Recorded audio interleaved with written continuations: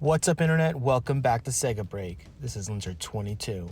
So if you remember back at the Game Awards, Sega dropped a trailer that included a bunch of games that they announced. Some of them, I believe, were in very early stages. Some of them maybe not. I know for sure the Jet Set Radio game was announced, I believe, a year prior. It wasn't announced, it was leaked. So some of those games might have been in development longer than others, but the one I want to talk about today is Crazy Taxi.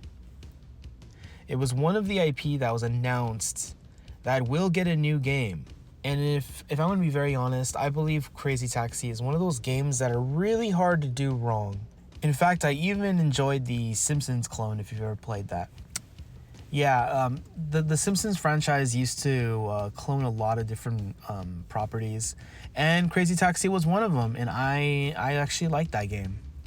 I believe this initiative is to bring some of the older IP into the modern day, modernize the older games.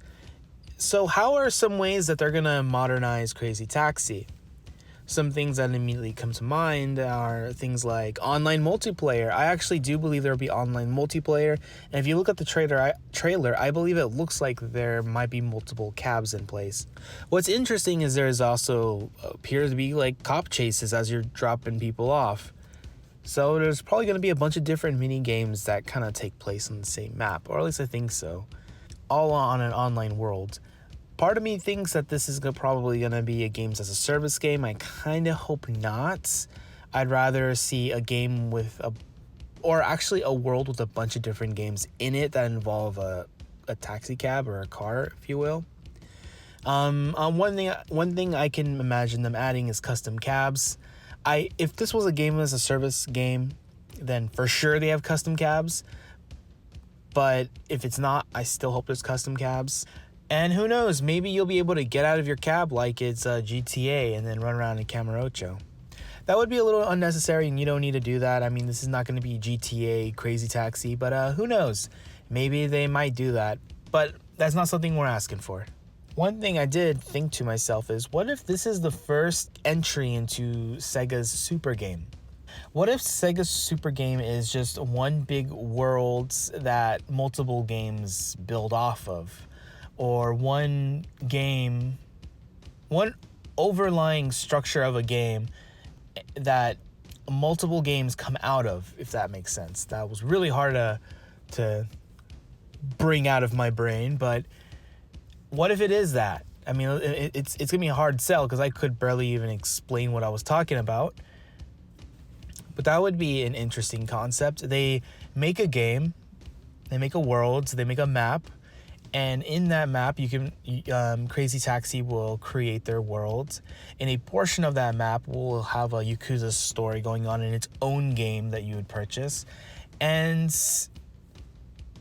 Jet Set Radio happens to take place in a different square within that map.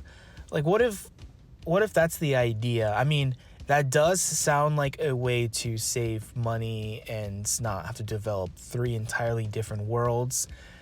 So you could call that cost cutting, but if this is like an idea more than just a cost cutting measure, then it could be an interesting idea that could be fun to toy with. I would be curious to see how that rolls out, but I will be honest, like, I probably don't trust them because, the game industry, if they can cut corners, they will cut corners.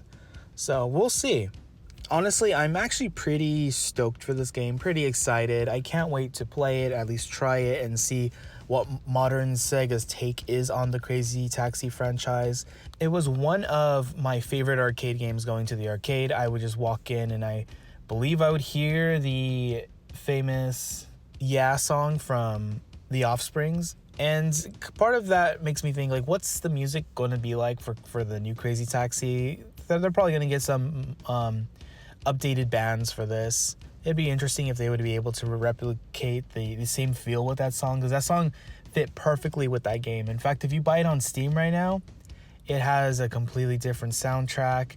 The Pizza Hut ads are gone. It's just not the same. Who knew that I would be defending in-place advertisements? But Man, it gave that game some charm. The fact that you're going to drive someone over to KFC and it's like a cartoony KFC, that was pretty awesome in my opinion. But like I mentioned, my biggest fear is that this game is going to end up becoming a games as a service. And you know what? It probably would unfortunately work that way because, as I mentioned, the in-game ads, there's probably going to be real estate in this game that a bunch of companies are going to want to plaster their logo on a bunch of different billboards. I presume it's not going to be GTA, so there's not going to be killing. So companies are going to be more inclined to be like, yeah, I have no problem of putting my, Target in this spot. So you're going to be able to take people to Target, and you take people to Target, then all of a sudden you get an email of some sort of deal. That'd be really gross and annoying. I really hope we don't get that. But I have a feeling that if it is a games as a service game, it'll probably be popular for the first week, and then it will just immediately die after 3 months. People are just gonna be like, I don't want to play that. I really hope they don't go in that direction, and I hope that this quote super game does not have any games as a service games stemming from it. Don't get me wrong, Sega can make games as a service games. Just don't make those the tentpole games, because when you do that, you spend so much money on a game that nobody plays, and then you start laying people off, and we see the game industry start crashing. Like, the thing about games as a service, those type of games are like lightning in a bottle. You almost can never make it and plan it. You just make a bunch of trashy games as a service games, and one of them will work for whatever reason. But yeah, I really hope it's not going to be a games as a service game. But what do you guys think? Are you guys okay with it being a games as a service game, or are you hoping for something different?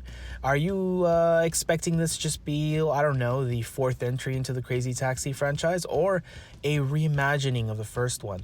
Let me know down below, and I'll see you guys next time.